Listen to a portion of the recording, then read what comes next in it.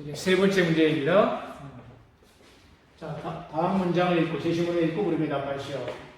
제철 산업은 19세기 말의 산업혁명을 이끌었고 현재도 중요한 기간산업이다. 자연계의 철은 주로 산화철의 적철광 형태로 존재하는데 이를 환원시켜서 금속 철을 경제적으로 즉 에너지를 적게 사용하여 생산하는 것이 중요하다. 다음 반응을 통해 산화철로부터 금속 철을 얻는 과정을 생각해보자 그랬습니다. 자, 이 반응을 보시면 이제 여러분 이제 반응을 보는 눈이 안목이 커졌겠죠?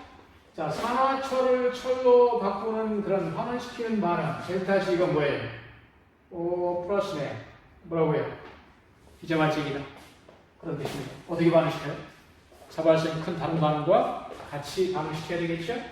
자, 이 반응은 비자발적이고 심지어 2000도씨의 고온에서도 델타 G는 여전히 양수이며 비자발적이다. 따라서 이 반응을 통해 금속 철을 생산하기 위해서는 매우 많은 에너지가 필요하게 되어서 비효율적이다. 너무 높은 온도에서 만약 이런 반응을 시킨다면 에너지가 너무 많이 들어가니까 너무 경제성이 없다는 뜻입니다. 실제 철을 생산하기 위한 용광로에서는 코쿠스를 태워서 일산화탄소를 생산하고 이 생산된 일산화탄소가 산화철과 반응하는 일련의 단계를 이용한다고 했습니다. 이미 우리 많이 알고 있는 반응입니다. 자, 일산화탄소를 만들어서 코쿠스를 산화시켜가지고 일산화탄소 만들고 그 일산화탄소하고 철을 반응시키면 산화철을 반응시키면 이 산소를 CO가 가져가서 CO2가 되고 이 산화철은 철로 환원이 되죠. 이렇게 해서 철광석을 재련한다. 이렇게 우리 많이 배웠습니다. 자, 그런데 자 이제 아래 열화학 방식을 이용하여 제시문 나에서 금속 철을 생산하기 위해 2단계 반응을 사용하는 이유를 논하시려고 했습니다. 이 반응이죠.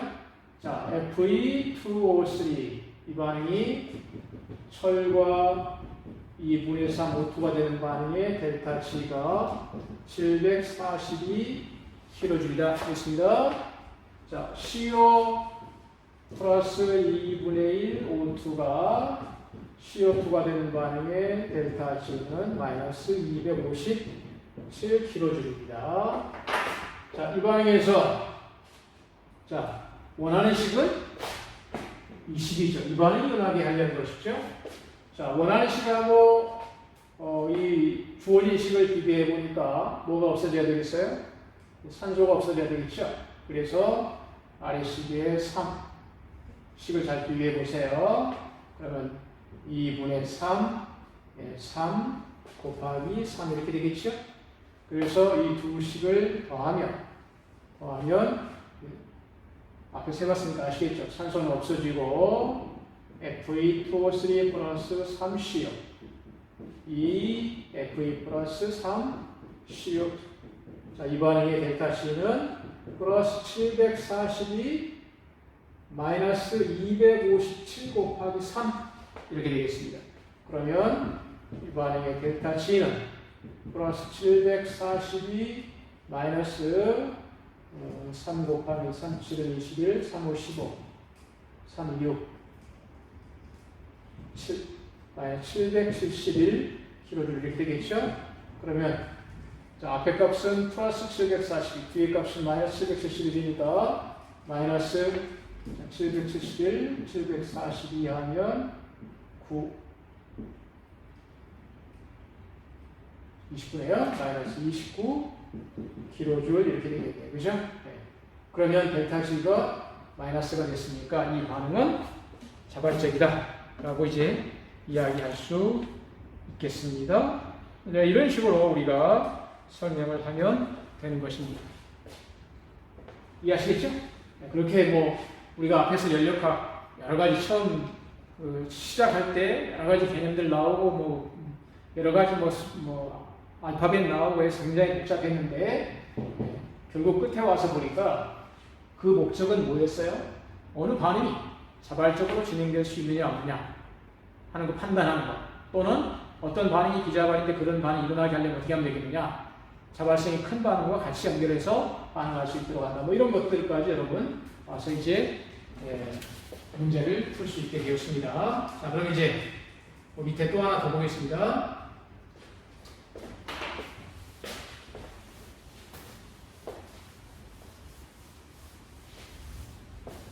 자, 아래의 열을 확보하는 식은 산화철로부터 금속 철을 제조할 수 있는 또 다른 방식을 나타낸 것이다.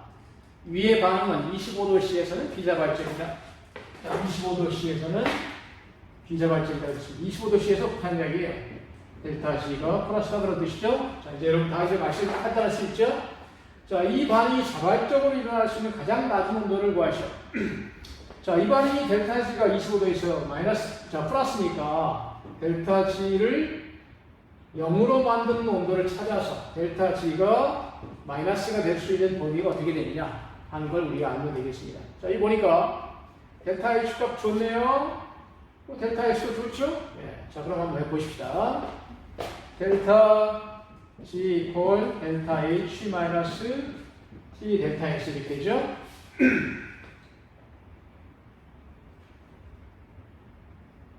자, 델타 H는 99kJ 플러스 99kJ. 델타 S는 0.14kJ입니다. 마이너스 T 곱하기 0.14 kJ per K 이렇게 됐죠? 그러니까 이거의 단위 K가 되니까 앞에도 차원이 kJ고 뒤에 차원이 kJ 되겠죠? 자, 어떻게 할까요? 여기를 0으로 만드는 온도를 찾아야 된다는 말입니다. 그럼 이제 25도에서 델타 G가 플러스인데 델타 G가 0으로 되는 이 T를 찾아서 이 T를 기준으로 해서 뭐 높은지 낮은지 찾으면 되겠죠?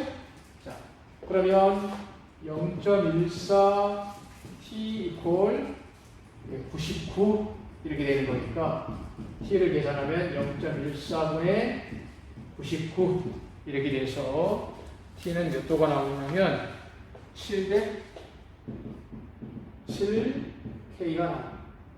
707K에서는 델타 C가 제로입니다. 그러면 이제 여러분 아시겠죠? 보시죠. 델타 C입니다.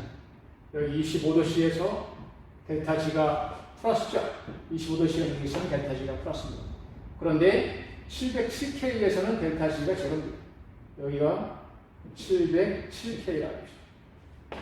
그럼 그래프가 어떻게 되겠습니까? 이런 식이 되겠죠. 그래서 25도씨에서는 델타 G가 플러스였으니까 비자발이고 707K에서는 델타 G가 0이 되고 707K보다 온도가 높으면 델타 G가 마이너스가 되는 것이죠. 그러면 이 반응이 자발적으로 일어날 수 있는 가장 낮은 온도를 구하시오 하는 경계가 바로 뭐가 되겠어요? 707K가 되는 거죠. 그러니까 707K 이상의 온도가 되면 이 반응은 자발적으로 일어날 수 있다. 이렇게 되겠습니다. 이런 식으로 이제 여러분들이 이 반응을 이해하시면 됩니다. 자, 마지막 문제 한번 보겠습니다. 자.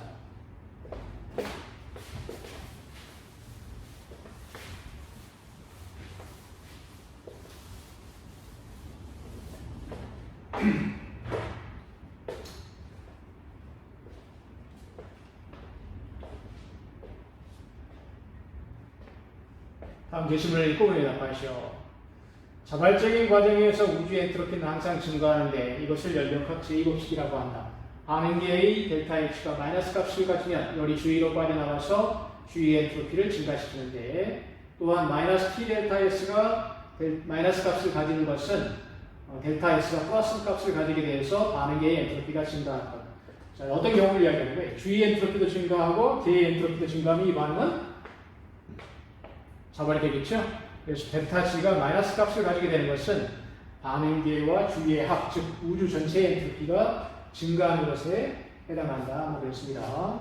그리고 자, 델타 S 우주 전체 엔트로피의 변화에 영향을 미치는 주위의 엔트로피의 변화는 주로 열의 흐름에 따라 결정되는데 델타 S 주위는 전해진 열의 양에 정비례하고 온도는 반비례합니다.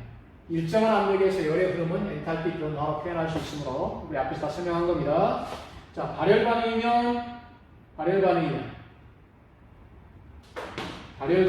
계에서 주위로 열이 이동하죠. 그럼 주위의 온도가 올라가서 엔트로피가 증가하는 것이죠. 그래서 발열반 델타 H가 마이너스면 델타 S 주위는 플러스가 되는 것이죠. 서로 부호가 반대가 되니까 결국은 마이너스 델타 H하고 델타 S하고 부호가 같아지는 것이죠. 앞에서 다 설명했습니다. 그리고 온도가 낮을 때 엔트로피 변화가 더 크다고 그랬죠. 그래서 서로 이렇게 반비례 관계는 이제 표현한 겁니다. 자, 그럼 이제 1번 문제를 보겠습니다. 자, 산화구리의 분해 반응은 25도씨 일기압에서 다음과 같이 진행된다. 이 반응을 0도씨 일기압에서 진행시킬 때 이 반응이 자발성을 더하시오. 무슨 이야기입니까? 25도씨에서는 델타 G가 플러스니까 비자발입니다. 그러면 0도씨에서는 델타 G가 플러스냐 마이너스냐 찾아보라는 것이죠. 델타 G가 마이너스면 자발이고 델타 G가 플러스면 비자발이다. 찾아봐라 그런 뜻입니다. 그러면 자, 이 반응에 대해서 자, 델타 G는 주어졌는데 우리 항상 이제 이것부터 써놓고 보시죠. 델타 G는 델타 H 마이너스 뭐죠? T 델타 S 일단 이렇게 되는데 우리가 이 반응식에서 알 수 있는 자료를 먼저 찾아보자고요. 자, 이 반응에서 보면은 자, 2몰의 산화구리가 4몰의 구리가 되고 산소 기체가 발생해요. 중요한 게 이거죠. 자, 여기 고체가 2몰이고 4몰입니다만은 고체의 엔트로피가 작기 때문에 기체 발생하는 것이 엔트로피가 더 크다 이렇게 생각하시면 엔트로피 증가했다 이렇게 볼 수 있습니다. 그러니까 델타 S가 플러스입니다. 그러면 자, 델타 S가 플러스입니다. 그러면 델타 G 이퀄 델타 H 마이너스 T 델타 S에서 뒤에 값, 요 값이 플러스입니다. 그런데 25도씨에서 델타 G가 또 플러스죠. 근데 잘 보십시오. 마이너스 델타 S가 마이너스죠. T는 플러스니까. 절대 온도니까. 그럼 마이너스, 뒤에 값이 마이너스인데 전체 값이 플러스가 되려면 델타 H는 반드시 플러스여야 하면 되죠. 이 값이 마이너스면 앞에도 마이너스입니다. 플러스가 나올 수가 없죠. 그래서 이 반응은 델타 H가 플러스인 반응입니다. 그래서 이걸 그림으로 나타내면 어떻게 될까요? 자, 델타 G입니다. 델타 H가 플러스입니다. 그렇죠? 델타 H가 플러스입니다. 기울기가 마이너스 델타 S가 마이너스니까 이 값이 이렇게 되겠죠. 그럼 이 반응은 25도씨에서는 25도씨에서 비자발이라는 게 있으니까 델타 G가 플러스다 이런 이야기입니다. 이 델타 G를 0으로 만드는 이 온도보다 더 낮은 온도죠. 25도씨. 그렇다면 0도씨가 어떻게 되겠습니까? 0도씨는 25도씨보다 더 낮은 온도죠. 그러면 그때도 여전히 델타 G는 25도씨에서도 델타 G는 플러스입니다만은 0도씨에서는 그 플러스 값이 더 커졌죠. 더 비자 발생이 커진 겁니다. 그래서 결과적으로 이 반응은 델타 G가 플러스인 비자발인 반응이다. 0도씨에서 이렇게 설명할 수 있겠습니다. 또는 이렇게 이야기할 수 있겠죠. 25도씨보다 높은 어떤 온도에서 델타 H의 절대값하고 T 델타 S의 절대값을 비교하면 25도씨보다 높은 이 온도에서는 제로가 되겠죠. 그런데 25도씨에서는 자, 플러스에서 어떤 값을 그래도 뺀 겁니다. 둘 다 플러스입니다. 그렇죠? 그러면 전체 델타 C가 플러스가 나왔다는 것은 델타 H보다 T 델타 S의 값이 크다. 물론 이제 둘 다 플러스니까 뭐 절대값 기호 안 해도 되겠습니다만 그럼 T가 작아질수록 어떻게 되겠어요? T가 온도가 낮아질수록 빼는 값이 점점 더 작아지니까 이 델타 G 값이 점점 더 커지는 거 아니겠습니까? 그죠? 그러니까 어떻든 0도씨, 25도씨나 0도씨나 온도가 낮아진 이런 상황, 그죠? 25도씨보다 온도가 낮은 이 상황은 여전히 델타 G가 플러스인 무슨 관계예요? 비자발인 그런 반응이다 라고 우리가 판단할 수가 있습니다. 자, 마지막으로 한번 더 보십시다. 그러면 일기압에서 구리를 산화시켜 산화구리를 형성하는 강을 25도씨하고 0도씨에서 진행시킬 때 주위의 변화값을 비교해서 이제는 좀 관심을 주위로 가게. 자, 무슨 이야기일까요?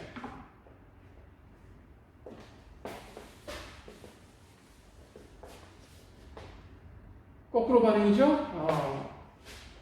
구리를 산화시킨다고 그랬으니까 사Cl 고체하고 산소 기체하고 반응해서 이 CU2O 고체가 되는 반응에 델타 G는 플러스가 아니라 마이너스가 될 역반응이니까 마이너스 292kJ입니다. 그리고 역반응이니까 이 반응에 델타 H가 아까 이 반응에 델타 H가 플러스였죠? 이 반응에 델타 H가 마이너스가 되겠죠. 자, 우리 델타 S 주위는 뭐라고 했어요? 마이너스 T분의 델타 H 그랬죠? 자, 그러면 델타 H는 마이너스 값으로 어떤 정해진 값인데 그 마이너스에 마이너스니까 어떻게 되겠어요? 플러스가 되겠죠? 자, 그럼 T가 25도씨하고 0도씨 그랬습니다. 그죠? 자, 25도씨하고 0도씨. 그러면 2도씨와 25도씨와 0도씨에 승인시킬 때 주위 변화값을 비교하여 논하시겠으면 25도에서 0도씨로 온도를 낮출 때를 생각해 보십시오. 자, 25도씨에서 0도씨로 온도를 낮추면 T가 낮아지는 거죠. 자, T가 작아질수록 델타 S 주위는 델타 S 주위 값은 더 증가하죠. 그럼 우리가 앞에서 우리가 했던 그런 내용하고 다 일치합니다. 온도가 낮을수록 엔트로피의 변화가 더 크다고 그랬죠. 영향을 더 크게 준다고 그랬습니다. 같은 에너지에 비해서. 그래서 이런 식으로 우리가 문제에 대해서 대응할 수 있으면 성공적으로 여러분 연력학을 배웠다 이렇게 이야기를 할 수 있습니다. 여기까지 하겠습니다.